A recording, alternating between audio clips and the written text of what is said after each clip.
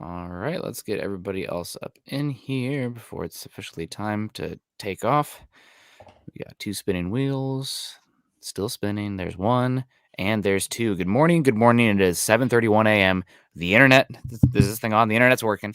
So I'm not gonna leave Scott hanging like I did yesterday on his birthday, calling in on my phone. But welcome in, guys. It is January 4th, 6 months until the 4th of July, when I know getting excited about that means summer's right around the corner.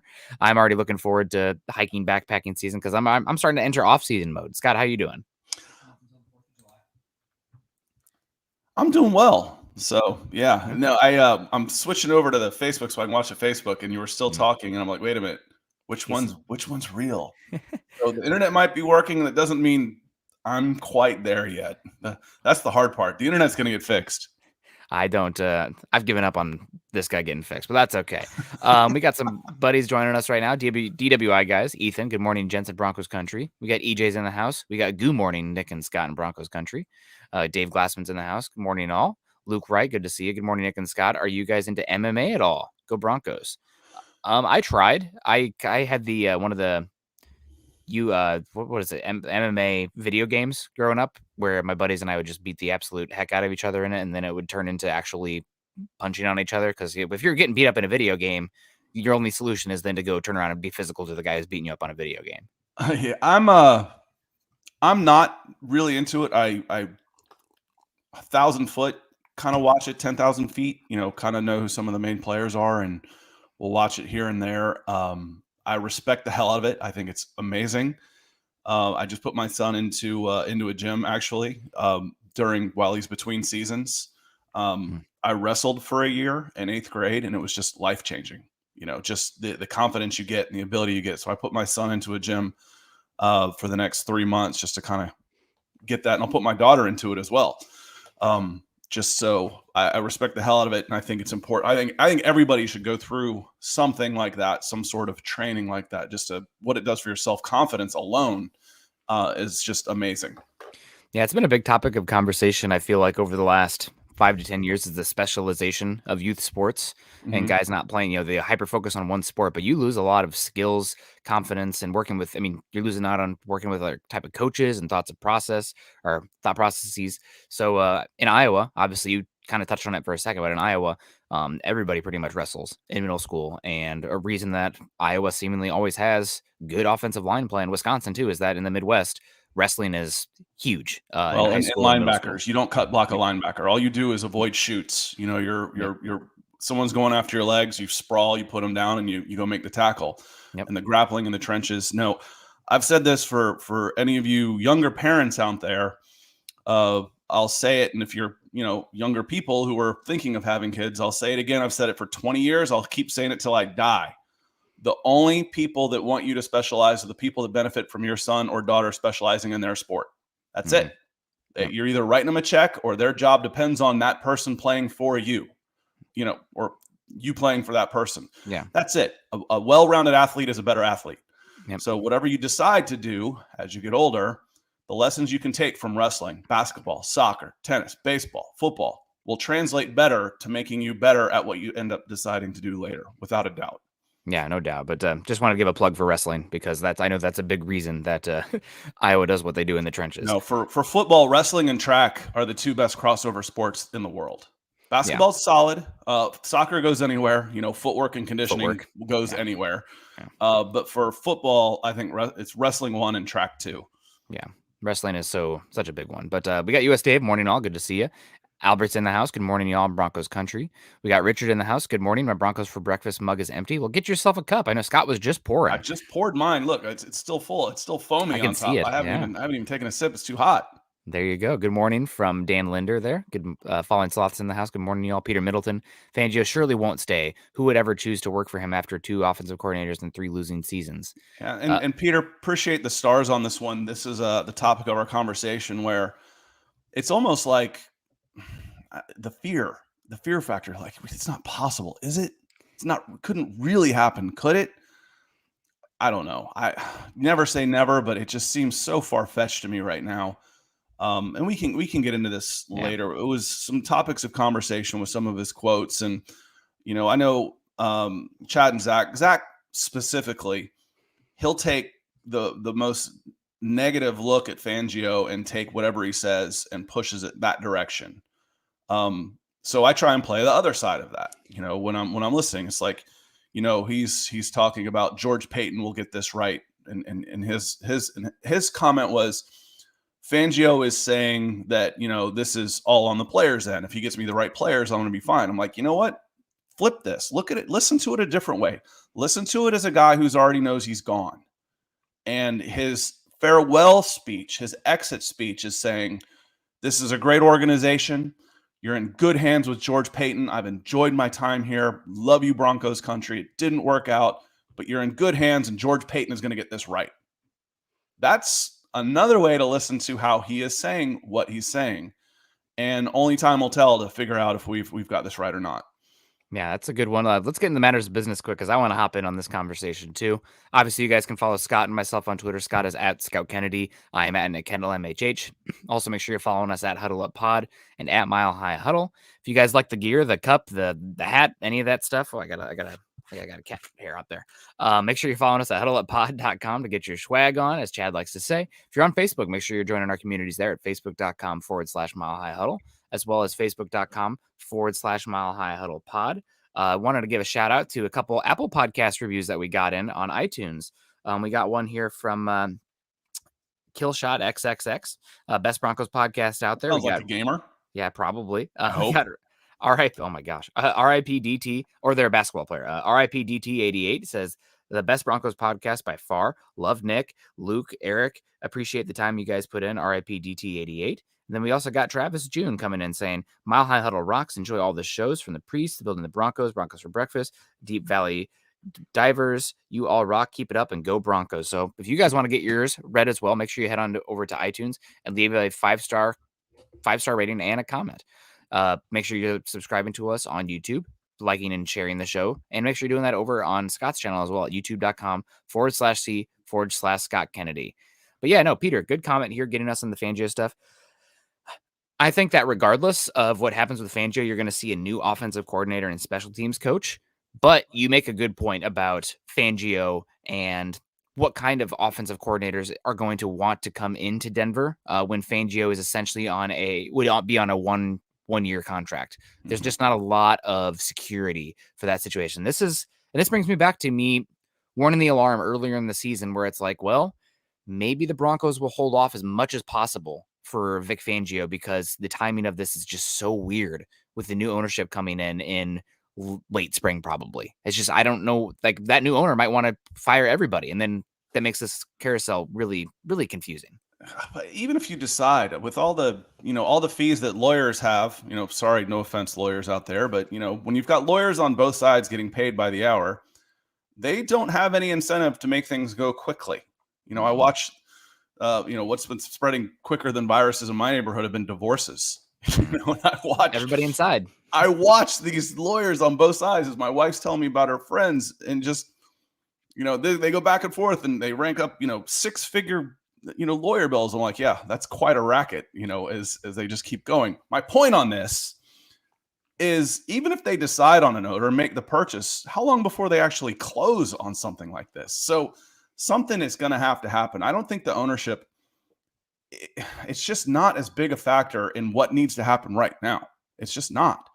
But going back to, the original thing with two offensive coordinators isn't that big a deal as long as they're succeeding. If you're moving in and if you hire a defensive coach and you have success and your offense is good, you're going to have to hire a new offensive coordinator just about every single year. That's the hard part about having a defensive-minded coach. Is if you get it right, he's going to be hired as a head coach. There's going to be 8 to 10, 12 jobs turnover every year. And a good offensive coordinator is going to be one of those guys that's going to be high on the list. You talk about getting a young guy with upside. Those guys are going even faster. So you might only have them for 1 year. Joe Brady comes in and has a Heisman Trophy winning quarterback, and all of a sudden he's getting talked about head coaching jobs and all these. The other than that, the biggest thing he's done so far is get coffee for Sean Payton. Are you joking? I talk about people do really, general managers do really stupid stuff when it comes to quarterbacks.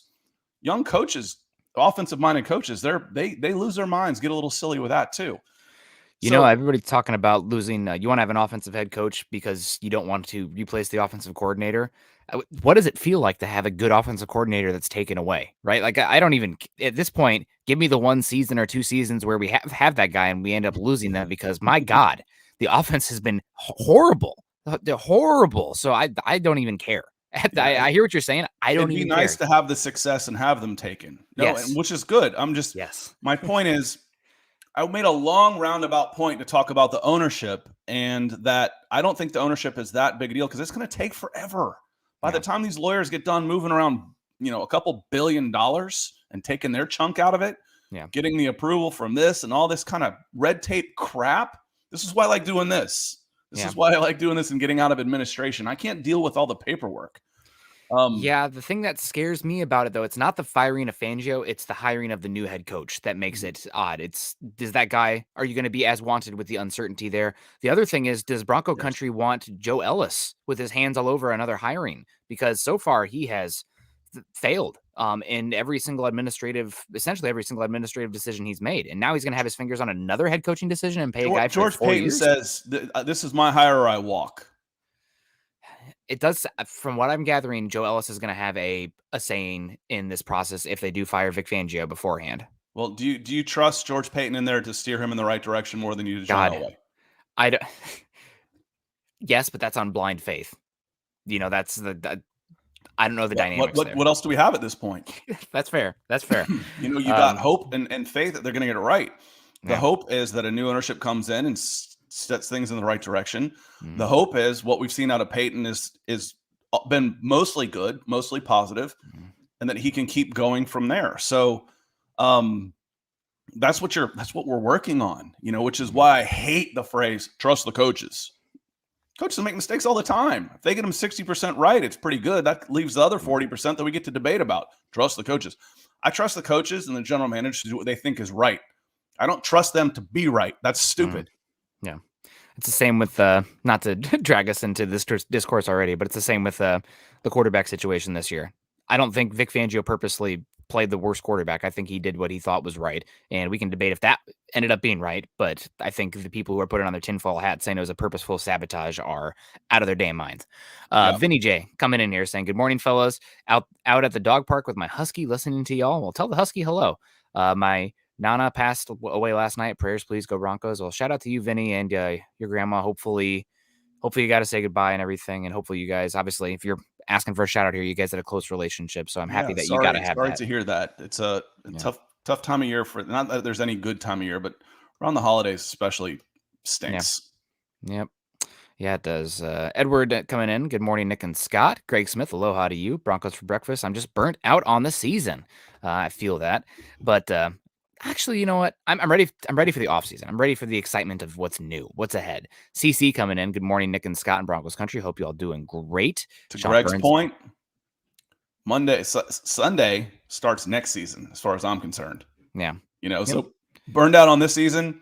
That final whistle blows. It's next season. Yeah. Absolutely. We got Richard in the house saying, "Do our coaches use our players' talents wrong?" Football's so interconnected that it's hard to say exactly if they use some of these guys wrong. Like using Jerry Jeudy on the jet motion, I think you can argue a lot with what Shermer has done with the pass catchers specifically, that maybe he hasn't used them up to their talents. Defensively, I can't really complain with anybody's early in the season when they were using Shelby Harris more as a 2-gapper and Mike Purcell as a 1-gapper, and he was getting way too much penetration. They were just kind of getting over that layer of the defense. That was defense using talents wrong, but overall, I can't think of anything defensively. But the wide receivers specifically and the tight ends, those are ones where I kind of question the usage of the players. Yeah, and for me, I was bagging on the offensive line a little bit yesterday, and the defensive line for that matter too, just in the trenches. And a lot of it can be better with better play calling, less predictable play calling, better scheming. You can make all those guys look better for sure. Yeah, and some of it is, the Broncos have been somewhat handicapped with the offensive line and pass protection this year, and they have a quarterback who is, both quarterbacks at this point, honestly, that are protecting the ball to the point where maybe there's a line that you have to toe where you're overly aggressive and versus getting the the ball to your playmakers. Like there's a coach that I listen to, former Iowa head coach, who says like, you're not going to create explosive plays unless you're looking to create explosive plays. They don't just happen. So you have to go out there and push the envelope. Obviously that might put the ball in harm's way a little bit, but you still need to create some explosive plays and get those chunk yards. So, I don't know. It's a tough situation. Maybe they just don't have the talent. Other thing is, we'll find out with the quarterback position, but maybe us being as close to the situation we are, we're all like, oh, Tim Patrick, Cortland Sutton, they took discounted deals. Maybe they're not as good league-wide perceived as me, perceive them. That's a possibility. Well, Sutton is a little bit of a gamble coming off the injury. If he'd had back-to-back seasons like he did a couple years ago before his injury, you'd be thinking definitely a discount. So that was part of that, and that's a little bit of loyalty, a little bit of a risk, and a little bit of a risk on both parts. And but when you're talking several $1 million, life-changing, he's going to be okay. He's going to be okay.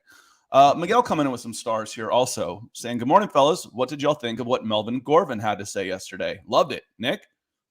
Yeah, Gordon talking about coming back, loving the team, talking about how Shermer has done a good job of getting the running backs in rhythm. And I agree. I actually think, Shermer gets deserved blame for a lot of what's going on the offense, but I think how he's used the running backs Dallas game and onwards has been about as good as you could hope, considering the deficiencies on this team around the running backs. Now, the last 2 weeks where the run game has completely fallen apart. I need to go back and watch the all 22. I have not done that for either game yet, just because they've been so painful. I haven't brought myself to do that. I'm choosing joy. I'm not watching those games a third time from the all 22 coaches film. Not yet. But what's going on with the run game too? Do you think this is a Teddy Bridgewater getting into the right looks situation? Is this they're not allowing Drew Lock to audible from stacked boxes situation? Because running the football has been dreadful with Drew Lock. And I know that a lot of people are saying, "Oh, that's a big excuse for why the team has been bad," even though Drew Lock has been fine. Well, the question was, it should back people off of the running game because of the threat to go downfield. Well, it's worked the opposite on that. So, my big question, and we mentioned this last week, my big question on Drew Lock is, what is he like pre-snap? I don't know. That would be, if I had the answer to that. That to me is, we mentioned your troubleshooting. Says, my refrigerator is not cold. Okay, well, is it plugged in? Is there power to it? If I don't know that, then it doesn't matter what else is going on. Yeah. So if he's not getting guys in the right position or at least helping, then it doesn't really matter. If you're not checking out of obvious run situations, et cetera, and making those right reads, you're putting yourself in a bad situation. And for us to grade Drew Lock, that's a missing part that, and not just Drew Lock, any quarterback. Yeah, we don't necessarily know that because that's one thing that we're not talking about for sure. That doesn't get talked about from the inside, from coaches, from players. Yeah, and I want to give a shout out to. We had some back and forth last year on the quarterback class, and I'm really excited to see what Trey Lance can do forward. He was a big Zach Wilson, Mac Jones guy. I was a big Trey Lance guy. But Tim Jenkins, who played quarterback in the league for a little bit, talked about like why could Teddy win? He's like, well, one thing that Teddy has that Drew Lock might not have is the ability to get in the right run checks and the just setting the offense up for the right play based on what the front looks and the defensive packages look like. And so far, the Broncos run game has just disappeared. So there's got to be something to why the Broncos run game has disappeared like it has, because they went from bordering on a top 5 unit to bottom 5 these last 2 weeks. So no, and it's not hard. I mean, it's going back to giving credit to Shermer. I think the running back rotation has been really good, and that's not hard. Two good backs. That's not hard. You got 2 good running backs, split the carries. That ain't rocket science, dude. Yeah. No, absolutely. We got Nivel coming in here saying Drew Lock makes it very hard to dislike him. He has it. I think we should give him a fair season with the new offensive coordinator. Fangio and Shermer botched his development. And then also Nivel comes in and says Lock is salvageable and better than the quarterbacks in this class. We'll come back. I was at 936 on my coming down the supers. I know Percy, I wanted to give him a shout out for some stars, but when I see red, I'm going red.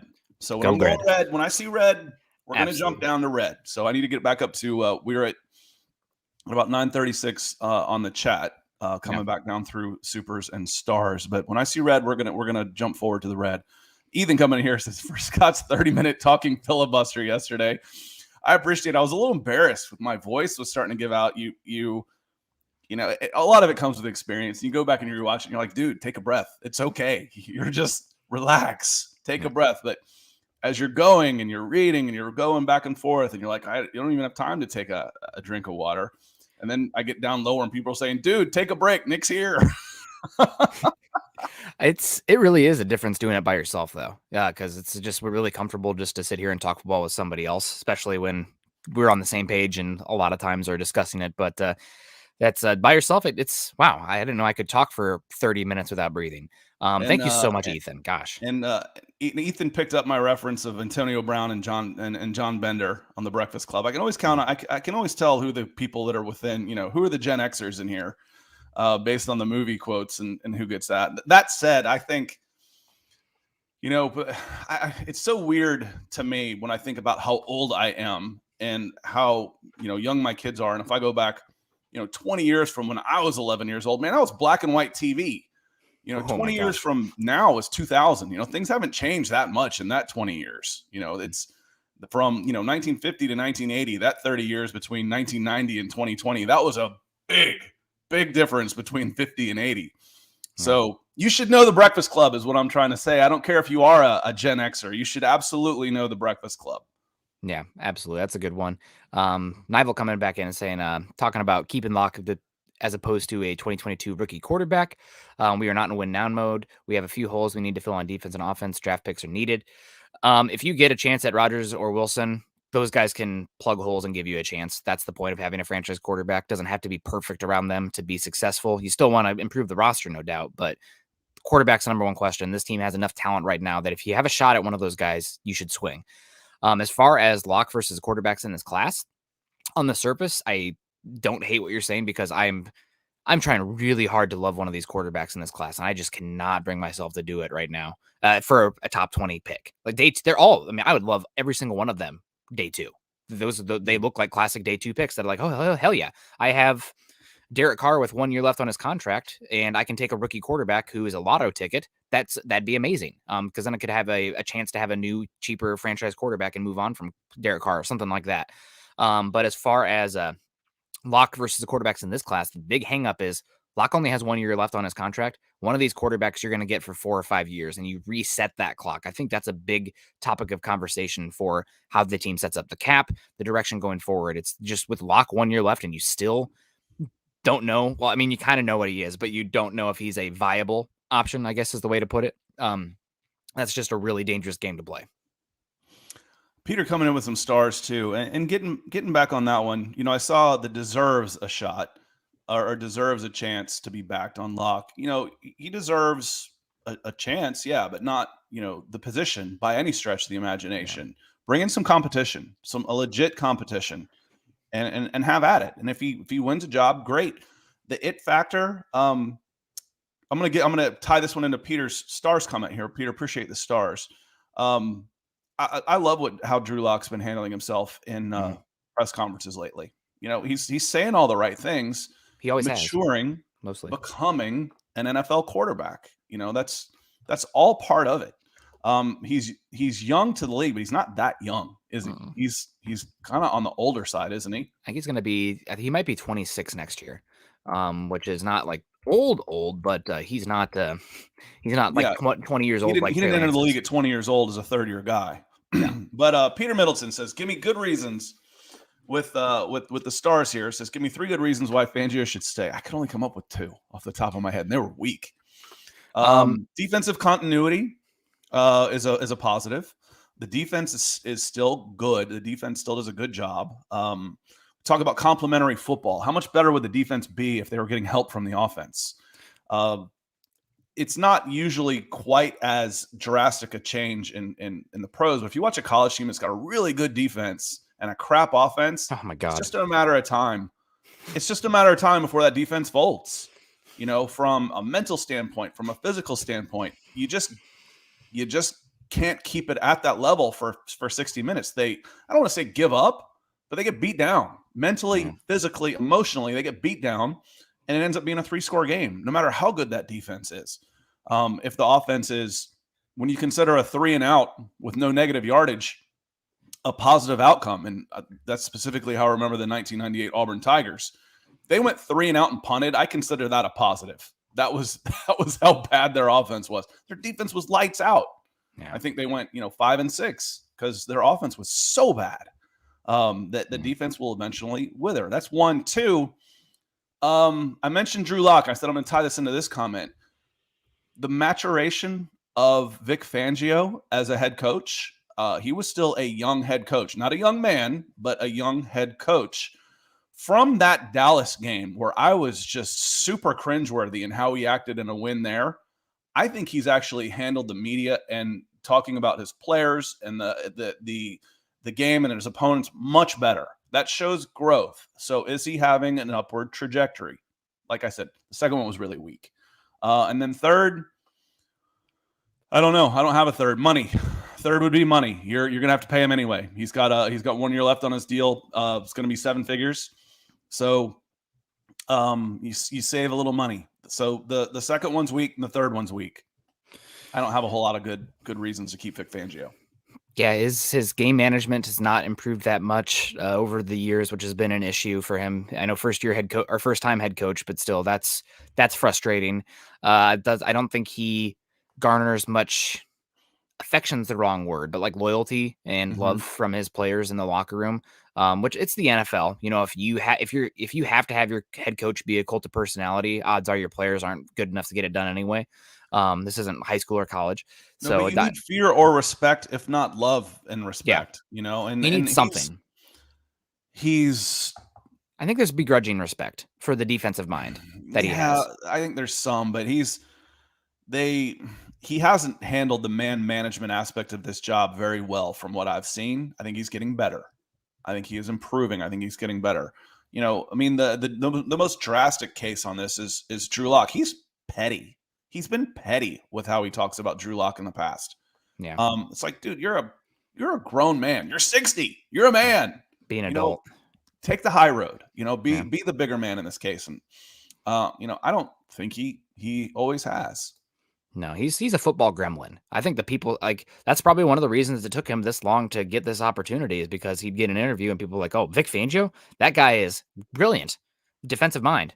That dude is gruff. Like, God, you opened up the door and he hisses at the light. You want him to be the first person you talk to and the mouthpiece for your franchise? Yep. Probably not. Or do the players connect to him across the board? Can an offensive lineman connect to Vic Fangio? I don't know. I guess, again, I keep coming back to it's the ownership situation.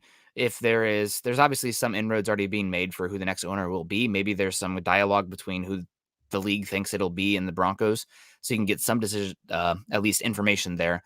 But the biggest thing is that what is the security going to be like for that new head coach being brought in? If you have a owner comes in that wants to be, thumb on the pulse of everything and you get a George Payton deal. You get a 6-year deal that's going to pay you out and say, okay, listen, I get a 5-year deal, fully guaranteed, and you're going to pay me out 4 years if you want to make a change. And by the way, I had a good year and I can get a job next time. So I can double dip. I get $15 million to put in the bank as a going away present. And I had a good season. If I believe in myself and my abilities and I believe in this roster, the ownership doesn't matter. It doesn't matter. Give me a contract that I can feel safe with. Give me a roster that I like. Give me a good working environment with my general manager, and let's go to work. Ownership doesn't matter. So overpay somebody is what you're saying to secure them. But when you're talking about $3 billion for the Denver Broncos, $10 million it's a rounding error. If you don't think you got the right guy. Yeah. If you do, then you're not overpaying. If you do have the right guy, he's priceless. Yeah. Yeah. It's a risk. It's all a risk. And Greg says, aloha, Greg. Says, can we do Black Sunday instead of Black Monday? With the Saturday game, I think it'll hold over until Monday. I really do. If we get to Tuesday without any change, then I'm starting to go, what's going on? Then I'm starting to then I'm starting to get a little panicky. Don't worry about Sunday. Let everything happen. Come to the office, clean out on a Monday. We're going to take Sunday off, reflect, take the day off. Then we'll fire you. Yeah. We got Dylan Von Arks in the house. Good morning, Broncos Country. Good to see you, Dylan. We got Juan coming in. Good morning, gentlemen. I commented yesterday and I said I didn't see a change coming because of ownership issues, but now I see Vic coming back because of his relationship with Peyton. It does seem like those two guys have a good relationship, and either way, maybe this is going to be they're kind of scratching each other's back here, but maybe Vic Fangio talking about Peyton and the team in general is Peyton's going to give him a letter of recommendation. out the door saying, yeah, this guy, maybe didn't work out here as an offensive coordinator. I think he should get another chance somewhere, maybe at some point being a head coach. But damn, defensive brilliance, what he was able to do. And let's make no mistake about it. The Broncos front seven this year, ravaged by injury. They're not a good front seven. That secondary and Vic Fangio's scheme has put them in a situation where they're going to finish top 5 in points per game. Maybe not the best in the world because their efficiency metrics aren't good, but still, I was going to say, that front seven was when bad. you're dealing with less possessions, the points aren't necessarily the best indicator when you're playing. Use a soccer phrase here, suffer ball. Suffer ball makes sense in this. We're talking about this. It's like, okay, they just went on a 12th play, 8-minute drive. Great. 3 went on a 5-minute drive with no points and punted it back to them. Now it's the second quarter. Yep. And it's 7-0. So, Scott, you understand what efficiency means because, my God, I've been talking with Broncos Country all season about the points per possession discussion, and it's been way over the heads. It's driving me absolutely insane. Like I said, I'm going to – if I have to overthink it, then I don't even want to talk about it because you're not going to reach – we're not talking to 20-year offensive coordinators and stuff. We're talking to people like us. Yeah. And it's real simple. If you can't get somebody off the field and it takes them 10 to 12 minutes to score, but they do score, you're going to lose, but they're not going to score a lot of points. Yeah. That's real easy. Yeah, you're right. Basketball. If I'm running the shot clock down every time, but I score every time, I'm going to win. I mean, Scott, you're preaching to the choir here, but this is a discussion we've had all season that has not been received or understood. Oscar coming in saying the wisest men on Mile High Huddle, and this one killed me here. Oscar, that would be Chad and Zach. So different flavors for different folks. So we appreciate the comment, Oscar. I would not claim myself to be the wisest man on here, but we appreciate that you enjoy just hanging out with us. We appreciate you. Muhammad coming in. On Facebook. Yeah, hell yeah. Good morning. Good morning to you, Muhammad and Malik. Hopefully you're doing well. I've been enjoying reading some of the comments on your Facebook group as well. So hopefully you guys aren't getting a bit too upset with the conversation today about Vic Fangio potentially being back. But we'll see. We got Nico coming in here too. What free agents do you think the Broncos will target other than a quarterback? This is a tough one. The positions that immediately jump out to me for the Broncos are the ones where obviously you're going to have holes. So right tackle is one you're going to probably see them look at. I would assume they're going to look at maybe a off-ball linebacker because you have 2 guys of your own that are going to be free agents there. And then some sort of defensive back as well. I would be fine retaining all of the guys that you're kind of losing there, essentially, like if they're short borderline starter deals, like Bobby Massey for 1 year, $4 million, $5 million. Okay. That gives you flexibility where you're not going to be, pants around your ankles come the regular season of the draft, where you're in trouble. But you still can upgrade the position in the draft. Same with Bryce Callahan at nickelback. Same with Josie Jewell at linebacker. But those are the positions that stick out to me. Yeah, and last year in January, before the first time Chad invited me to come on, I said, well, what are your needs? And we can talk draft. And he says cornerback, and he said something else. And then in the third row, he put cornerback. So I'm like, okay, well, Pat Surtain makes the most sense where you're picking. You got a chance at him, should be available. Then you went and spent a bunch of money on cornerbacks in free agency. Yeah. So you still draft corner. So when I'm looking at this, the draft needs to me are very similar to the free agency needs. Where can you make your upgrades? Can you make them in free agency? If not, can you make them in the draft? But right tackle, edge. You've got to. I think you need at least 2 new edge guys out there to come in. That are going to push, and maybe it's not a low signing bonus type of thing where you can make some changes, but I think you're shopping for edge guys, you're shopping for tackles, and then you're shopping for just good players. You need interior linemen. You can never have too many interior linemen on either side of the ball. So, but for me, it's the same thing. Your biggest needs: right tackle, edge rusher, quarterback. Yep, I would add a defensive back in there as well because you're losing 3 of your top 7 guys, and depth in the defensive backfield those are the guys that play the most of your snaps out there. Justin Simmons, Kareem Jackson. They don't come off the field. They don't look come at off the snap field. counts. There's very little rotation in the secondary. So you need those guys. You need 7 deep there, and you're losing a lot of guys. So I know there'll be some eye rolls in here, but I really think that if the best player available with your first pick is a defensive back, you just you smile and nod and say, okay, well, we got another piece that we're gonna love for the next decade. And I'd say defensive back because I'm including Kyle Hamilton with the 2 or 3 corners that belong in the conversation of where Denver will be picking. But we'll see how it works out. We got Chris in here. Good morning to you, Chris. Kaleon in here. Yo, good morning, guys. That seems like a new name. No, And, Kaleon's around. Kaleon's around. Okay, it's a new name to me, so welcome and appreciate the stars. So coming in with some stars on his good morning. So thank you, Mr. Green. Yeah, thank you, Mr. Green. We got Ashton's in the house too. Yo to you, Ashton. We got some talk here about the quarterback class right now.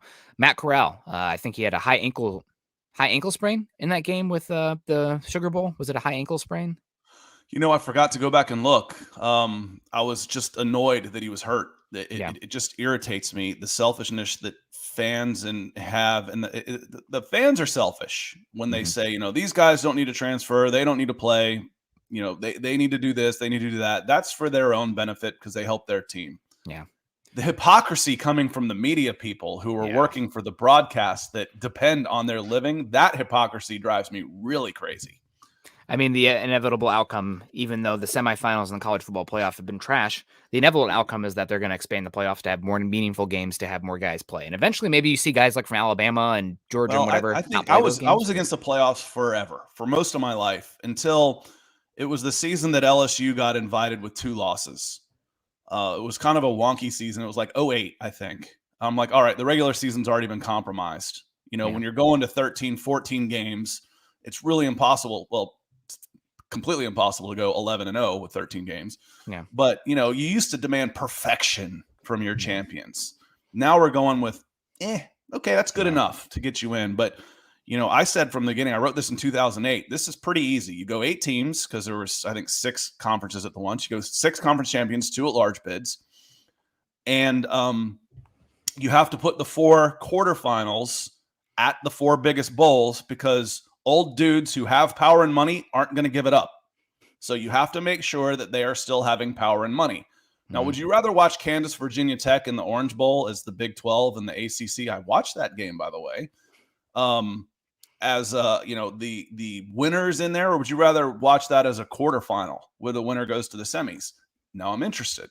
Yeah. So that's how you take the 4 big bowls and you turn it into an 18 playoff, and we'll go to work. But the fact of the matter is, when these guys sitting there making their 6 and 7 figures in the booth at ESPN or whatnot, whose livelihood depends on this game, are deriding a kid for saying, you know what? I don't want to go play a meaningless exhibition where the school's going to bank another 7 figures and I could lose 8 figures. Come on, man. That's good math. That's just smart. I respect their decision if they decide that they don't want to play a meaningless exhibition game. Yeah, nothing drives me 3 months before they're supposed to, get drafted. I get it. Yeah, totally. I never fault the kid for that.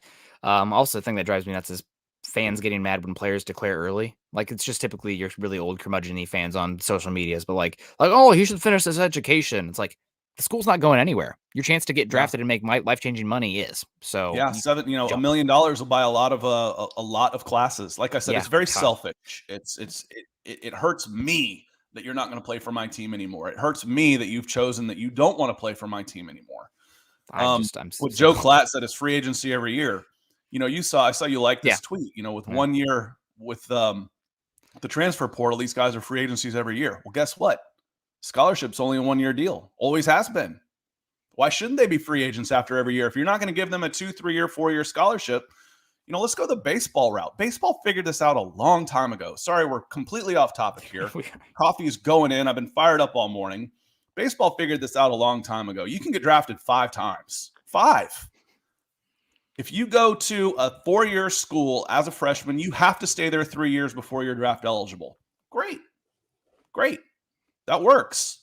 Otherwise, you can go to a junior college.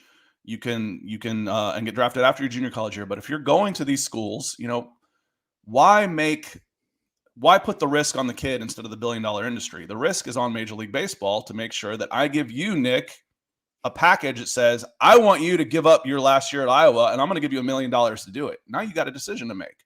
Not, hey, I really want to come play for you guys. I'm going to quit football now at college. Do you like me? No. Well, crap. Now I'm not allowed to play anymore. That's BS. Yeah. It's exploitive.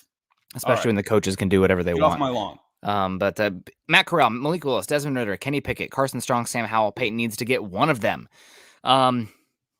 One of those guys is going to be there day 2, and if that's your route of action, then hell yes, sign me up. I'm not committed to that guy any more than I'd be committed to that guy less than the Broncos were committed to Drew Lock, where Drew Lock got games in over 3 separate seasons to figure out if he can get it done. No, you get one season, if that, and it's you got to be showing progress.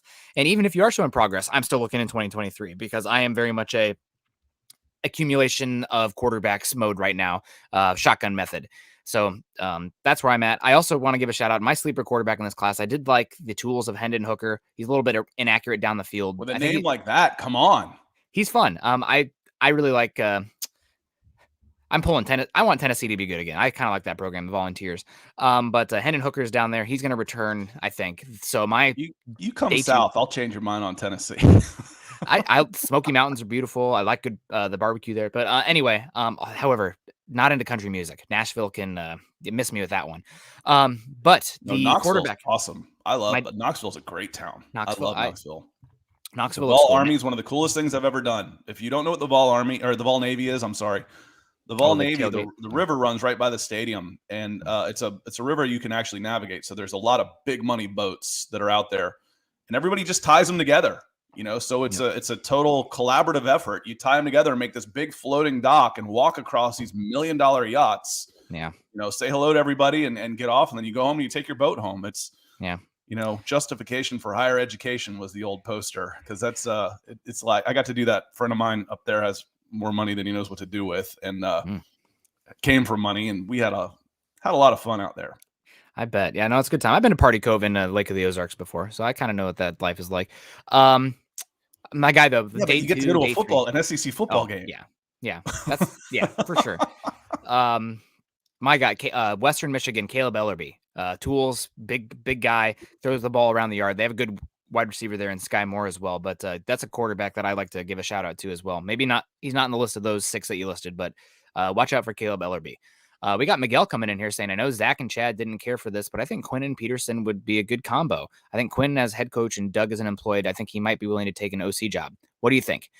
Peterson is not coming back for anything less than a head coaching gig. He is a Super Bowl winning head coach, and it sounds like he is going to be 1A in the coaching cycle this year, where essentially Peterson's going to pick where he goes versus a team saying yes or no to him. So I think you're probably a little off with Peterson. Those two guys probably will not be paired. And Miguel, I think that's why they didn't like it, because it's just it doesn't seem possible.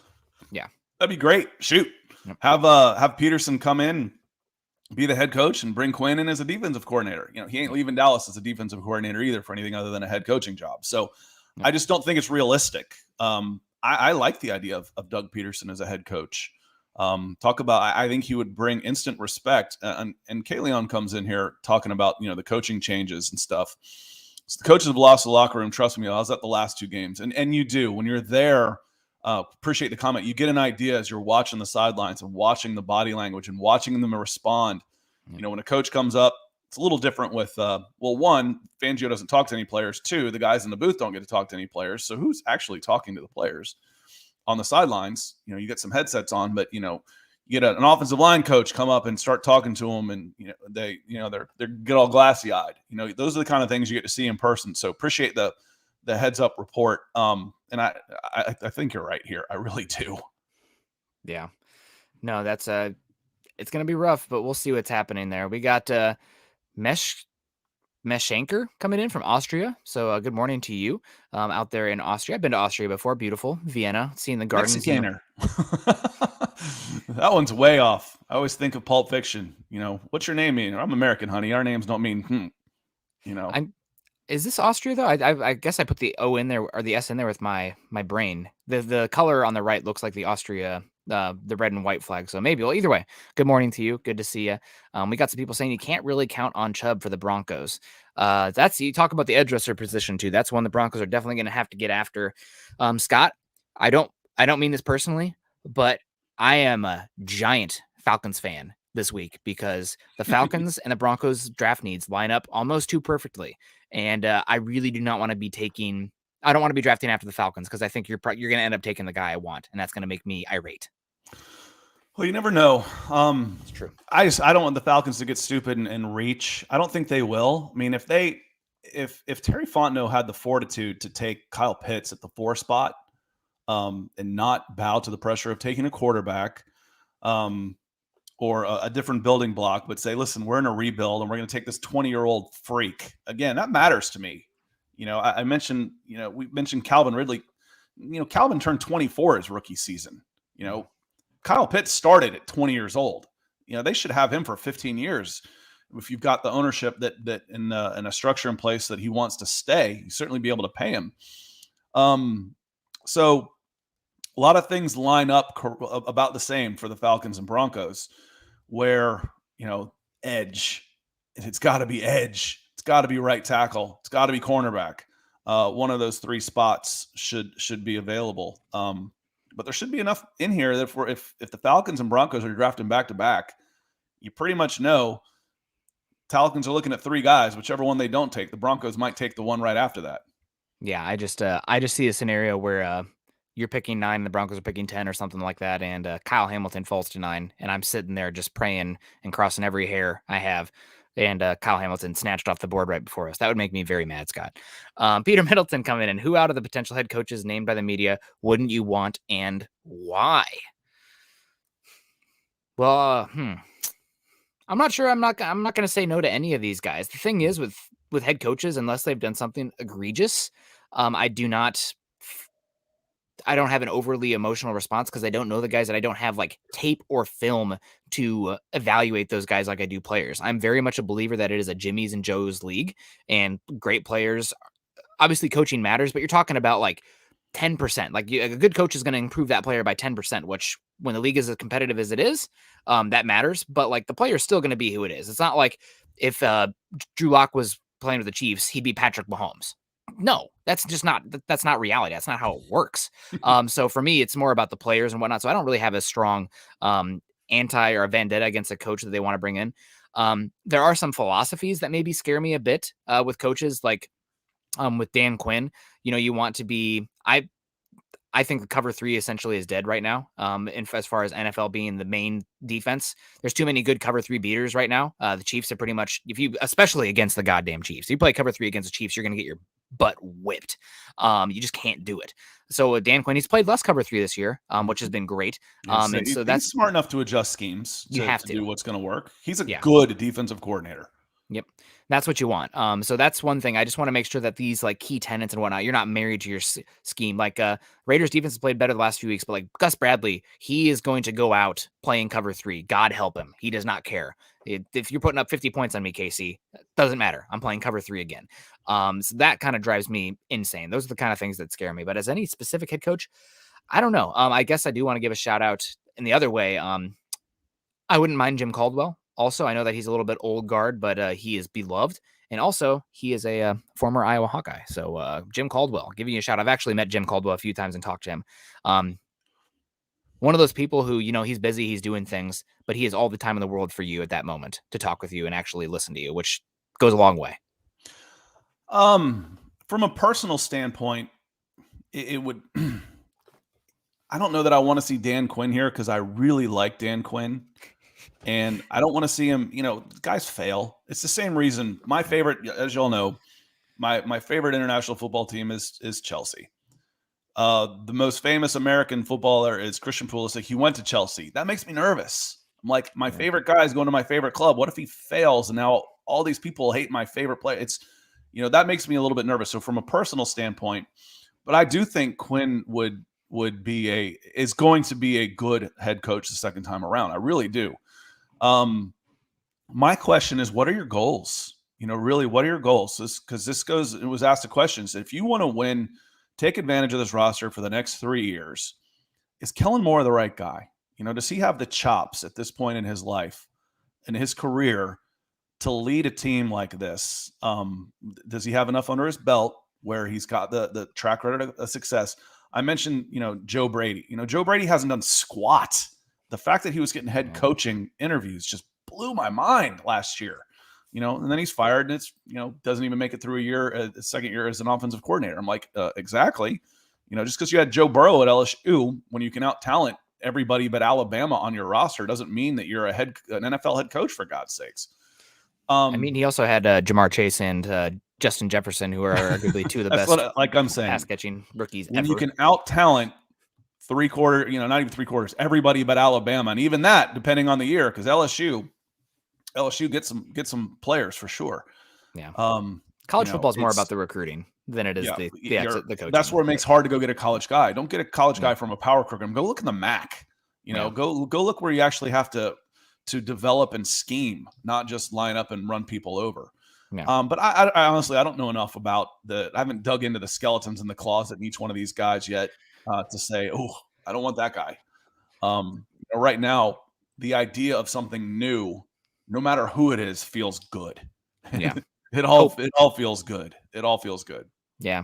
The one I guess I will push back on, not just because I think he'd be fine if you did bring him in, but the one that I just can't see happening in Denver given his past is Eric Bieniemy with the Chiefs. He has apparently had some issues with co-eds while he was in Boulder with the Colorado program. So I don't think he is coming back to the state of Colorado anytime soon other than an opposition coach. David Crespin coming in here saying, do you think Fangio is a conservative defensive coach? Looks like we don't blitz often to create turnovers. This is a multifaceted question, man. We could really dig deep on this one as far as blitzing goes. I think blitzing in general in the NFL is sending 5+ guys, I think, is somewhat over. Now, I will say that Vic Fangio, with how he rushes the passer, I wish there was a little bit more ingenuity there. Like in the Raiders game 2 weeks ago, the beautiful strip sack that we had from Shelby Harris was on a twist and stunt. And we have not seen many of those this season. Now, part of that is because the Broncos run defense has been so bad on first and second down that you don't have those third and longs where you can get a little bit more creative with your pressure packages. But I'm not really a big advocate of blitzing just to blitz. I think you leave yourself really vulnerable on the back end with more guys there, and with how good quarterbacks are at the pre-snap stuff these days and how explosive you are in the spread, I don't think the risk is worth it for blitzing just to blitz. Also the quick pass game. So I want guys who can do the Indiana Jones style of rushing where their length, you keep them in the pocket, you have too many bodies in the back end, and eventually they're going to make a mistake. Obviously some guys are going to eventually get home too, but I don't think blitzing just to blitz is something that I'm an advocate of. No, you got to pick your spots. I think he has. I don't know that he's too conservative. I think he's had to be a little bit conservative considering he's had to go through second and third string 4 players of your front 7 all season. We opened this season thinking Von Miller, Bradley Chubb, Josie Jewell, AJ Johnson, Alexander Johnson, 1, 2, 3, 4, gone. That changes how you want to do things. And then you lose some of those backups too. So if you're running a 3-4 and you've got 2 edge guys, if one of them is a plus, you should be fine. If Von Miller's out there getting 12 sacks, Bradley Chubb's getting 8 to 10, you're not worried about him, how aggressive he's going to be. The players take care of it. Once you lose those guys, you have to adjust. And I think we've seen some adjustments based on the injuries. So, the defense, I think, has done overall a pretty good job this year. Yeah, I just don't think they have the Jimmies and Joes along the defensive line. The only guy that I think played above average this season across the defensive front 7 on the whole is probably Draymond Jones, and he is really injured right now with his foot injury. Doesn't look like the same guy he did, but I think Shelby Harris has been league average this year. You're paying for him to be above average. He's been league average. Mike Purcell, I think he's going to be a cap casualty. Your edge rushers, you're just rotating in and out. And I like Jonathan Cooper a lot, but I think he's a good backup edge rusher. Yeah. And you're rotating so many linebackers at this point too. So I think it'll be that much better next season, but the front 7 has not been dynamic this season.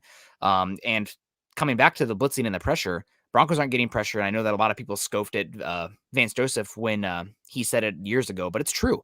When you're not playing with a lead, it's pretty hard to get after the gosh darn passer because teams are going to put themselves in a situation where they're not vulnerable in that way. They're going to take the 3-step drops. They're going to take the runs to protect their quarterback so they don't turn the ball over. So the offense has to do a better job of putting up points so the defense can pin their ears back.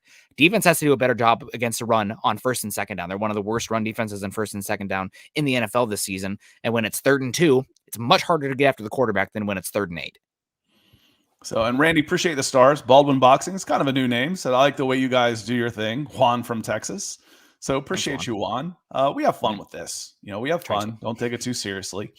Sometimes we have a little more juice than other days. That seemed to be the day for me for some reason. I don't know what got me all fired up, but you start talking about players and they don't love football and all this sports crap, looking out for themselves. I'm like, just put yourself in their shoes just for this long and That make stuff that with decision. ESPN too. It's so transparent because the reason there's so many bowls is because teams. This is the worst time of year for college or or not even sports intake. NBA hasn't really picked up yet. The NHL, the eyeballs aren't really on there yet. So there's bowl game after bowl game after bowl game to get eyeballs on it for ESPN to help them compete. And now, if all these bowl games that they created to fill these TV slots in December and pretty much just December are, becoming less and less valuable, they're losing money. So they're going to be screaming about hooting and hollering about these opt outs. Well, It's and all money. that was always one of the arguments I got was that I thought was funny. It's like, oh, there's too many bowl games. Says who? Who cares? Yeah. If they're being attended and they're being watched, then there's not too many bowl games. Put in 100. What difference does it matter to you if Boise State and Idaho are playing in the Potato Bowl up there? It doesn't matter to me. Who cares? Yep. Now, it's going to matter to the people who are paying for the rights and paying for the production costs. And when they're not sustainable any longer, then there's going to be less bowl games. I mean, I know the C word can be bad, but capitalism, the market will dictate if there's too many bowl games or not. And right now there's a course correction coming. Yeah. Yep. We got Shane coming in here. Good morning to you, Shane. We also had a question here from DBA. Good morning to you, DBA. He says, I want Jordan Davis in the first round this year. Haven't had a real big run stuffer like that in too long. Scott, I know... Man, let's just get into it. Let's just do a little draft talk to close out. I can't help it. I want to say hi to Michael again real quick. Michael's coming in with some coffee for us this morning. So, Michael, appreciate you out in Tucson. Good morning, my friend. And as always, thank you for the support. I might need a throat lozenge here as we get into Jordan Davis. Yeah, Jordan Davis, first round. How high would you take Jordan? First off, you watched him in the bowl game. Mm-hmm. You were texting me during that. I think I was at work. I have 2 monitors and my laptop, so I had the game on. I was there plugging away. I got tasked with all the end of the year banking stuff because we had some change at the front desk. So I've been just like losing my mind with spreadsheets. But I'm still here, I think. I don't even know what day it is. But Jordan Davis, the first round, he impressed me a lot. I will say, I think we kind of went back and forth a little bit on this. I had a hard time totally focusing on Jordan Davis, which is hard to say given he's 6'7" and 360 pounds because Jalen Carter stole my heart. He's got his own gravitational pull. Yeah. Oh, man. But Jalen Carter he'd be a top 10 pick in this draft. He is awesome. Anyway, that's for next year. But Jordan Davis, is he worth it for the Broncos first round pick at 11 overall? Would you say that is proper range valuation based on obviously we haven't dug too deep on these guys, but what you've seen so far? Yes, I would. Okay. And can you expand upon that? 11, if you're going 11 to 15, anything after the top 10, and even then, it matters. Let's get back to, we talked about the struggles that the Broncos have had on third down. Why? Why have we said? Because of first and second down. Mm-hmm. You've got a first down killer right there. I mean, just the way, and so my question on him, is he valuable enough to have, is he scheme dependent? Because then it ruins his value a little bit. Is he just a guy that's going to play in the middle and play? He can only play in a 3-4 nose guard. Well, what if I bring in a 4-3 guy? Is he out of play? No. Oh man, I was watching his initial get off and his push when he was playing in a 3 technique, coming in and just pushing the guard in the center, and his quickness and get off was defensive tackle 4-3 plus. So yes, his best position is a 3-4 nose guard. Can he be a plus guy at a 4-3 defensive tackle? Yes. What kind of money do those guys make? Those are $20 million guys. Those are first-round guys. Those are high first-round guys on the interior line. They're really, really hard to find. If he only plays 2 snaps, if he plays first and second down, but if he gets you in third and long, he's earned his money and then some. So, yes, I think he is scheme independent, which puts his value for me up in the high first round.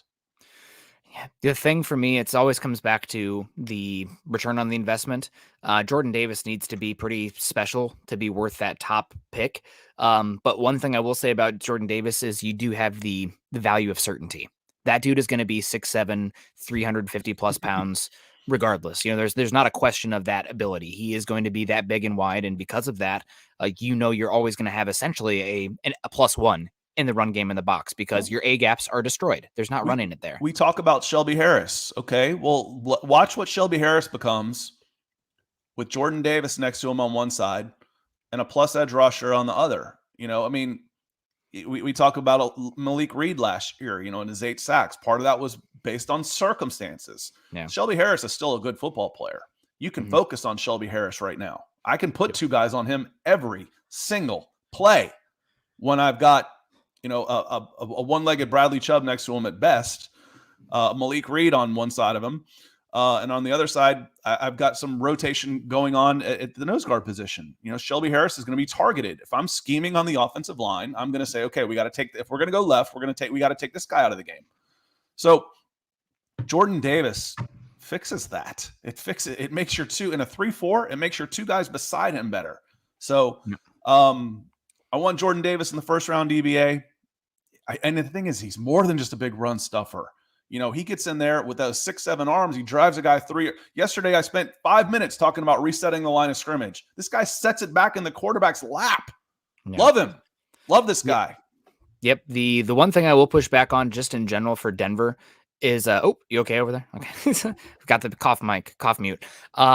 Conditioning is going to be big for him at Mile High. It's going to be big for him regardless because he came in like way too big at Georgia and has had to fight to lose weight to keep it down, which is always a concern. And now you're talking about him at an area where it's harder to be conditioned and to play those snaps on the defense. So that might be something where Denver's a little bit trepidatious of taking him early.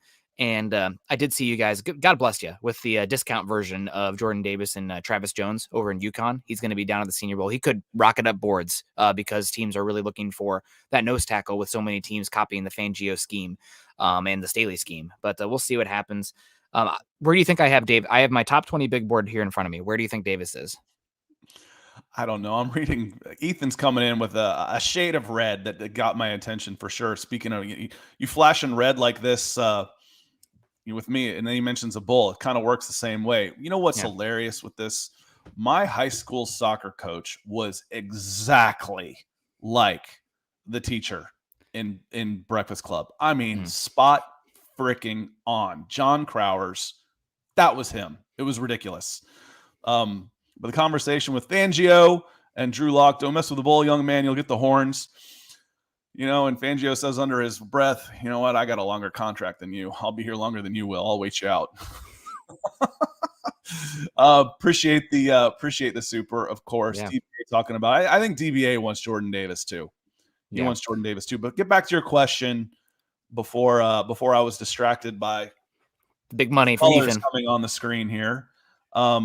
You mentioned your board and where you have them stacked up. Could you repeat that for me, please? I have a top 20 big board here that I've been working on. It's obviously still a little fluid because I haven't watched every single guy's as much as I'd like, but I have 20 guys here written in front of me for my top 20 big board. Where do you think Jordan Davis falls? 17. He's 12. 12. Okay. That's 12. About right. Yeah, we said 11 or 12. Yep. I thought you might move him down just a little bit, but again, I watched him just to think, because after the Alabama game, they spread him out and ran all over the place. They're like, okay, maybe not. But not everybody's going to be Alabama. Bryce Young went into God mode too. Like that's sometimes great quarterbacks go into God mode and you can't do a damn thing about it. Yeah. And that happened that game. So. They spread him out and throw all over the place, but you're not going to face too many guys like that again. As I heard myself, as I thought it kind of at the same time as I said it, I was like, this makes sense. I guess that's why I said it. Was, we complain about the third down conversions on the Broncos because they're always in third and long. Well, you've got a third and long machine right there in the middle of your defense. Again, that the weight is a concern. If you get the conditioning, can you stay that way? Can you play at this level for a long time? Some of my biggest misses from high school to college have been guys that came in out of shape, running backs especially. They come in, they were 220, and all of a sudden they show up at 265. You can't predict that type of thing. So if he maintains his, if you're convinced through the interview process, through talking with his coaches and his work ethic and, how he's done to keep that, then I think he's worth a 10 or so for sure. Yeah. Nope. I have my top 10, 4 edge rushers, 4 defensive backs, 2 offensive tackles. So it's that's where we're at right now. But guys, we got to get on out of here. We're already a little bit over. We got Michael coming in with some stars here. Thank you so much, Michael. Double dipping on the stars today. And appreciate everybody who came in and contributed today to the conversation. We talked draft, we talked Vic Fangio, we talked ownership, we talked Drew Lock, we talked a lot. So thank you guys so much. Obviously, the Broncos are going to be playing a tough game this week with Kansas City, and probably not going to beat the Chiefs, who have a lot to play for. But that means the Broncos are probably going to be picking in the top 10. I don't think every single one of those teams above Denver is going to lose as well. So probably Denver with the top 10 pick in that situation. We'll have a lot of fun with that, whether they keep the pick or not. So thank you guys for joining us. As always, you can find Scott and myself on Twitter. Scott is at Scout Kennedy, and I am at Nick Kendell, MHH. Also, make sure you're following us at Huddle Up Pod and at Mile High Huddle. If you guys are on Facebook, make sure you go and join our communities there. Facebook.com/Mile High Huddle, as well as Facebook.com/Mile High Huddle Pod. If you guys are on YouTube, first off, you have to have a YouTube account. Go create one right now, and then find our page, Mile High Huddle. Go subscribe, like, and share to the show, so that way you know when we go live. If you have other Bronco fans out there that say, "Hey, come hang out with me in the chat. Let's gang up on these Nick Kendell. He's such a Drew Lock hater." I'm here for it. That'd be fun. I have a good time with that. I'm not losing my mind. So please subscribe, like, and share on YouTube, and tell your friends, tell your family. We'll have a good time. Also, tomorrow we will be over on Scott's channel to talk a little bit more draft and Falcons and football in general at youtube.com/C/Scott Kennedy. So, Scott, any parting thoughts, any comments here that you got an itch that you want to scratch with it? No, I'm gonna look at it a little bit more, thinking, how high can they get? Washington can beat the Giants, and they've got a really high strength of schedule, so they would fall. If you lose to the Falcons, have the Saints. Jake Denver Fromm, I has think. KC. They're both underdogs, so you could go above Washington. Chicago, looking at them, we'll go into this a They lot play the more Vikings tomorrow. Is at Minnesota. They ain't winning that game. If Kirk is out, they might. They might. And then the other one is Seattle. I don't think they've got Arizona? the game. I remember thinking they lost one already that they should have won. That would have put them. They're at Arizona. Yeah. So you're looking at one. The good news is for the Broncos is their strength of schedule is so bad. They're going to win any of the tiebreakers. So they shouldn't fall too far below all the other teams. If they win this game and finish 8-9, I think you're looking at the lowest at 13. I think the lowest is 14. Yeah, right in that neighborhood. Yep, right in that neighborhood, and everything has to go wrong for you to pick that low. So yeah, looking forward to it. So good show today, guys. Appreciate y'all being on here today. We got Chelsea and Spurs tomorrow in a League Cup action, so keep an eye on that. Go Chelsea. Go Chelsea. I saw that Liverpool game was a lot of fun. You guys have a good one. We'll see you over on Scott's channel tomorrow. Choose kindness, choose compassion. Hopefully your day goes well, and go Broncos.